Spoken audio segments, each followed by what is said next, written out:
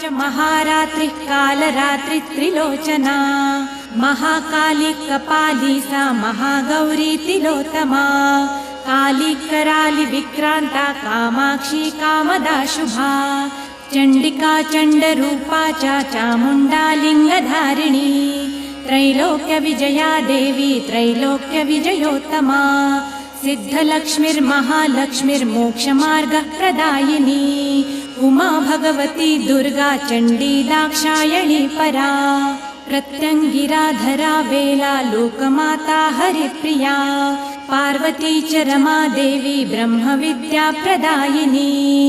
अरूपा बहुरूपा च विद्रूपानन्तरूपिणी पंचभूतात्मिका वाणी पंचैका पंचरूपिणी शक्तिदा पूजिका पडित्तर मुक्ति भुक्ति प्रलाम्बिका